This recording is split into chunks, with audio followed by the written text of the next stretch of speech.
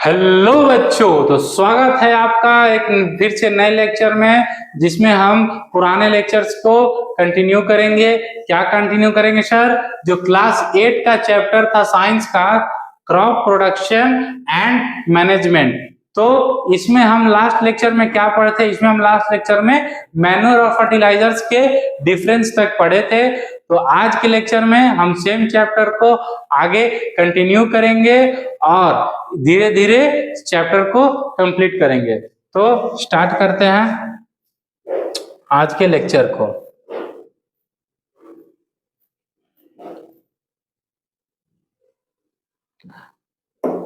तो आज का टॉपिक है क्रॉप रोटेशन। क्रॉप रोटेशन आपको हम बताए नहीं थे कि सेम टाइप ऑफ क्रॉप्स को जब हम लोग सेम फील्ड में बार बार करते हैं तो वो क्या करता है, एक स्पेसिफिक टाइप ऑफ न्यूट्रिएंट्स का उसको जरूरत रहता है, जिसके चलते वह सॉइल की फर्टिलिटी को डिक्रीज कर देता है। तो उससे बचने के लिए हम लोग क्या करते हैं, क्रॉप रोटेशन का यूज करते हैं। Crop rotation, growing these same crop in the same field every year is called monoculture। अगर सेम टाइप ऑफ क्रॉप को सेम लैंड पर हर साल अगर उगाते हैं तो उसको हम लोग क्या कहते हैं, monoculture. This method reduce crop yield, मतलब हर साल क्रॉप के प्रोडक्शन को धीरे धीरे कम करते जाएगा ओवर टाइम। मतलब रैपिडली नहीं होता है, ये नहीं कि इस साल 1 क्विंटल दिया तो अगला साल 10 किलो हो जाएगा, इस साल 1 क्विंटल, अगला साल 95 किलो, उसके अगला साल 90 किलो, उसके अगला साल 80 किलो, धीरे धीरे करके डिक्रीज होता है। And increases farming cost. अब क्या है, जब हर साल प्रोडक्शन धीरे धीरे कम होगा तो फर्टिलाइजर्स के कॉस्ट को ये सारा इंक्रीज हो जाएगा, जिसके चलते फार्मिंग का कॉस्ट इंक्रीज हो जाएगा, which can lead to losses। Obviously sir, अगर 10 रुपया लगा के 1 क्विंटल फार्मर उगाता है और आने वाला दिन में उसका कॉस्टिंग हो जाएगा 15 और प्रोडक्शन हो जाएगा 80 किलो, तो ऑब्वियसली लॉस है। ये तो एक छोटा सा मैथ है।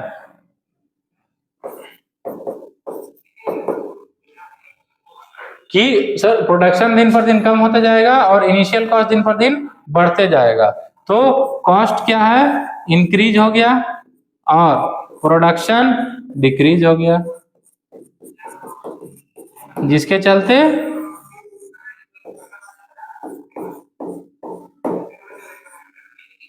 लॉस होता है फार्मर्स को। अब क्या कहते हैं, यह था पहला पॉइंट। टू अवॉइड दिस, इससे बचने के लिए फार्मर्स यूज क्रॉप रोटेशन। क्या करता है फार्मर, क्रॉप रोटेशन मेथड का यूज करता है। In this method different crops are grown one after another in the same field. अब क्या है कि एक ही फील्ड में फार्मर क्या करता है, इस समय कुछ क्रॉप डालता है, फिर अगला समय कुछ क्रॉप डाल देता है, फिर कुछ डाल देता है, फिर मतलब अभी ए डाला फिर बी डालेगा, फिर ए डालेगा फिर बी डालेगा। तो क्या कहते हैं, एक क्रॉप को डाला फिर दूसरा क्रॉप को डाला, फिर पहला को डालेगा, फिर दूसरा को डालेगा, फिर पहला को डालेगा, फिर दूसरा को डालेगा। तो क्या है कि हर क्रॉप जो है वो सेम टाइप ऑफ न्यूट्रिएंट्स का जरूरत नहीं रहता है, तो अलग अलग क्रॉप चलते गया, उससे अलग अलग न्यूट्रिएंट्स चाहिए, तो जो पहला वाला क्रॉप को जो न्यूट्रिएंट्स चाहिए था वह ले लिया।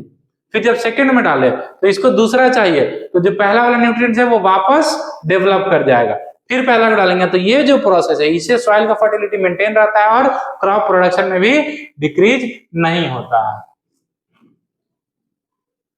To avoid this, farmer use crop rotation. In this method, different crops are grown one after another in the same field। ठीक है, एक्सप्लेन कर दिए। अब और example, after growing cereals, cereals मतलब गेहूं चावल, ये जब ये हो गया तो farmers grow leguminous plants. Leguminous plants मतलब दाल, जितना भी दाल वगैरह रहता है, बीन्स हो गया, पीज हो गया, मटर, ये सब लिग्यूमिनियस प्लांट्स में आता है। एंड देन सीरियल्स अगेन, मतलब एक बार सीरियल्स लगाया, फिर उसके बाद पल्सेस बीन्स लगाया, फिर सीरियल्स लगाया, फिर पल्सेस बीन्स लगाएगा, फिर सीरियल्स लगाएगा। This is the opposite of monoculture, जिसको हम लोग क्या बोलते हैं, जिसको हम लोग पॉलीकल्चर बोलते हैं। सारा हटाइए। This is the opposite of monoculture which is known as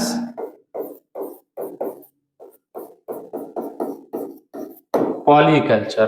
कोई प्रॉब्लम नहीं सर। मोनोकल्चर क्या बोलते हैं? जब सेम टाइम ऑफ क्रॉप को सेम फील्ड पर हर ईयर में वही लगाते हैं तो उसको मोनोकल्चर बोलते हैं, जो यहाँ लिखा हुआ है। और जब अलग अलग क्रॉप, जो क्रॉप रोटेशन का मेथड को यूज करके जब हम लोग फार्मिंग करते हैं तो उसको पॉलीकल्चर बोलते हैं। कोई दिक्कत नहीं सर। अब benefits of crop rotation. Crop rotation का सर कुछ तो बेनिफिट है, हम आपको बताएं दिए कि क्या है कि अगर प्लांट जैसे कि सीरियल्स है उसको कुछ न्यूट्रिएंट्स चाहिए तो फिर उसके बाद हम क्या करेंगे, पल्सेस लगा देंगे, बीन्स लगा देंगे, ताकि ये डिफरेंट नेचर का, इसको डिफरेंट न्यूट्रिएंट्स चाहिए। तो जितना दिन में सीरियल्स ग्रो करेगा उतना दिन में जो पल्सेस को चाहिए वो वाला न्यूट्रिएंट ग्रो कर गया। फिर जब पल्सेस ग्रो करेगा तो जो सीरियल्स को न्यूट्रिएंट चाहिए वो सॉइल में ग्रो कर गया। तो through out the long time soil का फर्टिलिटी भी मेंटेन रहेगा और हर जब चेंज करते जाएंगे तो प्रोडक्शन भी इंक्रीज होगा। दूसरा क्या होगा? दूसरा कि सर जो रबी और खरीफ क्रॉप होता है, जैसे कि रबी क्रॉप क्या होता है, ठंडा में होता है अक्टूबर टू मार्च, और खरीफ क्रॉप्स क्या होता है रेनी सीजन में जून टू सितंबर। तो इन दोनों के बीच का जो टाइम बच जाता है वो टाइम भी यूज हो जाता है, जिससे फार्मर क्रॉप के प्रोडक्शन को लेता है, जिससे उसका प्रॉफिट ओवरऑल इंक्रीज करता है। तो देखते हैं कुछ benefits of crop rotation. If only one type of crop यानी रबी और kharif is grown, the field may remain unused in between the seasons. बोले ही कि फिर जो दोनों के बीच का जो टाइम है उसमें फील्ड खाली रह जाएगा, तो उसका भी यूज कर लेने से प्रोडक्शन आ जाएगा, जिससे प्रॉफिट होगा। Crop rotation helps use the land through out the year by growing other crops like legumes वही पल्सेस, बीन्स, दाल, ये सारा चीज। It prevent the soil from losing one specific nutrients unlike monoculture. आपको हम बताएं, क्योंकि मान लीजिए सीरियल्स है उसको कुछ टाइप ऑफ न्यूट्रिएंट्स चाहिए, तो जो बीन्स है, जो पल्सेस है, उसको अदर टाइप ऑफ न्यूट्रिएंट्स चाहिए। तो इसीलिए हम लोग करते हैं ताकि same type of nutrient decrease ना हो, ओवरऑल न्यूट्रिएंट्स का जो रेशियो है वह बैलेंस होकर चलते रहे, सॉइल का फर्टिलिटी मेंटेन रहेगा। उसके बाद luminous plants store nitrogen compounds in their roots. Luminous plants जिसको कहते हैं जैसे बीन्स, दाल, पल्सेस, ये सब, वो सब क्या करता है कि अपने रूट में नाइट्रोजन के कुछ कंपाउंड को स्टोर करके रखता है। When these plants are harvested, जब वह कटाई हो जाता है, उसका हार्वेस्टिंग हो जाता है, their roots remain in the soil and increase soil fertility, helping further crops grow better। जैसे कि क्या बोल रहा है कि जो ल्यूमिनस है, जो दाल है, बीन्स है, जो पल्सेस बीन्स है, ये सब के प्लांट्स रूट में नाइट्रोजन कंपाउंड को स्टोर करते हैं। जब इसका हार्वेस्टिंग हो जाता है तो जैसे कि ये सॉइल है, इसका ये रूट हो गया, ऊपर ये प्लांट हो गया, ठीक है। तो जब इसका हार्वेस्टिंग होता है तो हार्वेस्टिंग यहीं से होता है, इसके रूट को हम लोग नहीं निकालते हैं, जिससे क्या होता है कि फिर इसको प्लग कर दिए तो ये ऑलरेडी नाइट्रोजन के कंपाउंड्स को स्टोर किया हुआ है। ये नाइट्रोजन के कंपाउंड को ऑलरेडी स्टोर किया हुआ है, जिससे सॉइल में नाइट्रोजन का मात्रा बढ़ जाएगा, जिससे जब आगे हम जो क्रॉप यानी जो सीरियल्स डालेंगे उसमें हमको नाइट्रोजन का जरूरत पड़ेगा, तो यह उसमें मदद करेगा। ठीक है, देखते हैं नेक्स्ट स्लाइड में क्या है हमारे पास। नेक्स्ट स्लाइड में क्या है? नेक्स्ट स्लाइड में आ गया other method of improve soil naturally. एक तो सर हो गया कि सॉइल की फर्टिलिटी को कैसे इंक्रीज करते हैं। सर सॉइल की फर्टिलिटी को इंक्रीज करने का हमारे पास कुछ कुछ मेथड्स है। क्या क्या मेथड्स है? मैन्युअर फर्टिलाइजर्स को हम लोग डालते हैं, कुछ ऑर्गेनिक वेज है, कुछ केमिकल वेज है, लेकिन उसके अलावा भी कुछ हमारे पास मेथड है जो कि सॉइल को नेचुरली इंप्रूव करता है। तो सबसे पहला है इंटरक्रॉपिंग और दूसरा है मिक्स्ड और मल्टीपल क्रॉपिंग। तो इंटरक्रॉपिंग क्या कहता है in this method two different crops are grown together in the same field at the same time but in separate rows. अब देखिए क्रॉप रोटेशन में क्या करते थे कि एक ही फील्ड में बहुत सारे क्रॉप को हम ग्रो करते थे, लेकिन एट अ टाइम एक ही करते थे। सीरियल्स जब करते थे तो सिर्फ सीरियल्स करते थे, फिर पल्सेस करते थे, फिर सीरियल्स करते थे। इसमें क्या है कि एक ही टाइम में एक ही लैंड पर हम डिफरेंट डिफरेंट प्लांट्स को ग्रो कराते हैं। तो इसमें क्या कह रहा है कि डिफरेंट डिफरेंट प्लांट्स को ग्रो कराते हैं बट इन सेपरेट रोज। जैसे इस इमेज में आप देख रहे होंगे, ये एक रो है जिसमें सिर्फ वन काइंड ऑफ प्लांट है। इसमें देखिए अनदर काइंड ऑफ प्लांट है, फिर इसमें देखिए वन काइंड ऑफ प्लांट है, इसमें देखिए अनदर काइंड ऑफ प्लांट है। अब देखिए ये जो पूरा रो है इसमें ऑल प्लांट जितना भी क्रॉप है ये सब सेम टाइप्स का है। सेकेंड रो में आप देखिए, इसको क्लीन कर देते हैं तब देखिए सेकेंड में देखिए ये वाला जो रो है इसमें आप गौर से देखिए, इसमें सारा सेम टाइप ऑफ प्लांट्स है। तो एक ही लैंड पर हम दो डिफरेंट डिफरेंट क्रॉप्स का प्रोडक्शन लेते हैं, लेकिन एक रो में एक ही टाइप का। जैसे कि for example sugarcane grown along with soybean, तो क्या करेंगे एक लाइन पूरा हम बना देंगे जिसमें सिर्फ और सिर्फ शुगर केन रहेगा, फिर उसके बगल में एक लाइन बना देंगे जिसमें सिर्फ और सिर्फ सोयाबीन रहेगा, फिर उसके बगल में एक लाइन बना देंगे जिसमें सिर्फ और सिर्फ शुगर केन रहेगा, फिर उसके बगल में बना देंगे जिसमें सिर्फ और सिर्फ सोयाबीन रहेगा। क्लियर? जैसे फॉर एग्जांपल कि अगर हम यहां से चलते हैं तो इस पूरे लाइन में हम क्या किए, शुगर केन बना दिए, फिर एक फीट छोड़ के सारा सोयाबीन उगा दिए इस रो में, फिर हम शुगर केन और इसी तरह से अल्टरनेट शुगर केन और सोयाबीन का हम पूरा रो कर देंगे। तो इसको हम लोग कहते हैं इंटरक्रॉपिंग। ठीक है। दूसरा मेथड क्या होता है, मिक्स्ड और multiple cropping. In this method two और more crops are grown together in the same field. इसमें इंटरक्रॉपिंग में हम लोग दो ही क्रॉप को सेम फील्ड में करते हैं अल्टरनेट रोज बना के, लेकिन मिक्स्ड या फिर मल्टीपल क्रॉपिंग में दो या दो से अधिक क्रॉप्स को हम लोग ग्रो करते हैं same field at the same time without a fixed row pattern. मतलब कोई एक पर्टिकुलर नहीं है कि इस रो में ए टाइप्स के क्रॉप्स है तो इस में रो में बी टाइप से क्रॉप है, फिर इस रो में सी टाइप से क्रॉप्स है, नहीं, रैंडमली यहाँ कुछ है तो यहाँ कुछ है तो यहाँ कुछ है। इसका एग्जांपल होता है, देखिए हर तरह का प्लांट्स को हम इंटरक्रॉपिंग या फिर मिक्स्ड क्रॉप्स में यूज नहीं कर सकते हैं। तो इंटरक्रॉपिंग का एक एग्जांपल होता है, बेस्ट एग्जांपल होता है कॉटन, जिसको रुई बोलते हैं, कॉटन और ग्राउंड नट मतलब जिसको हम लोग बादाम बोलते हैं।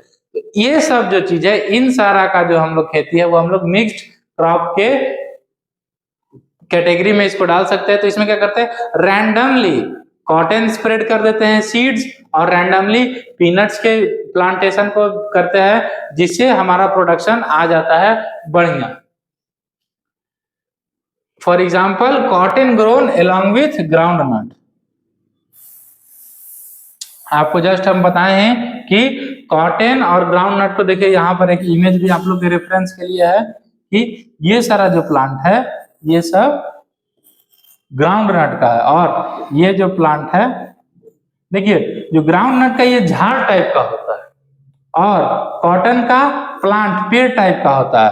तो इसलिए दोनों को कंबाइन कर दिए तो हमारा प्रोडक्शन बढ़ जाएगा, जिससे प्रॉफिट बढ़ जाएगा फार्मर का, और सॉइल का फर्टिलिटी मेंटेन रहेगा और ओवरऑल प्रॉफिट इंक्रीज होगा। क्योंकि हम बड़े थे कि इस चैप्टर को पढ़ने का हमारा मोटो क्या था कि कंसाइज मतलब लिमिट लैंड में हमें ज्यादा प्रोडक्शन लेना है, और उस ऑब्जेक्टिव को मद्देनजर में रखते हुए हम सारा अपना पढ़ाई कर रहे हैं। अब क्या हो गया कि in both these methods crop do not compete much because their nutrients needs are different. Obviously sir, अगर कॉटन को भी मान लीजिए ए टाइप का न्यूट्रिएंट्स चाहिए और ग्राउंड नट को भी बी टाइप का न्यूट्रिएंट्स चाहिए, ग्राउंड नट को भी ए ही टाइप का न्यूट्रिएंट्स चाहिए, गलती हो गया, अगर कॉटन को ए टाइप का न्यूट्रिएंट्स चाहिए और ग्राउंड नट को भी ए टाइप का न्यूट्रिएंट्स चाहिए, तब तो सर ओवरऑल इस सॉइल में से सिर्फ ए टाइप का न्यूट्रिएंट्स कम हो जाएगा, फिर तो ये सॉइल का फर्टिलिटी को डिक्रीज कर देगा। लेकिन हम लोग इस तरह का क्रॉप्स को मल्टी क्रॉपिंग में नहीं करते हैं, जनरली जो कॉटन है ये some other types of nutrients को जरूरत पड़ता है और ग्राउंड नट को सब अदर न्यूट्रिएंट्स का जरूरत पड़ता है, जिससे यह मेंटेन रहे, एक दूसरे को ग्रोथ को ना डिस्टर्ब करें। नहीं तो फिर दोनों में से जिसका रूट बरियार रहेगा वह अपने तरफ सारा न्यूट्रिएंट्स खींच लेगा और जो दूसरा है वह घट जाएगा। लेकिन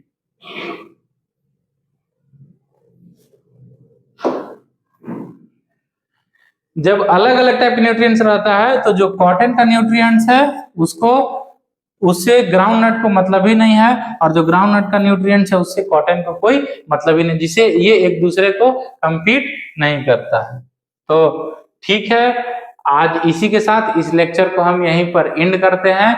मिलते हैं नेक्स्ट लेक्चर में, जिसमें आगे इस चैप्टर को हम कंटिन्यू करेंगे। उम्मीद है कि यह लेक्चर आपको क्लियरली समझ में आया होगा। इन केस कोई चीज अगर टॉपिक या फिर नहीं समझ में आया होगा आप कमेंट में मेंशन कर सकते हैं, या फिर अगर कुछ क्लियरली नहीं दिखा होगा उसमें भी आप टाइम स्टैम्प को मेंशन करके कमेंट में बता सकते हैं। आपका कंफ्यूजन को दूर करना ही मेरा काम है। तो ठीक है, मिलते हैं नेक्स्ट लेक्चर में। Bye bye.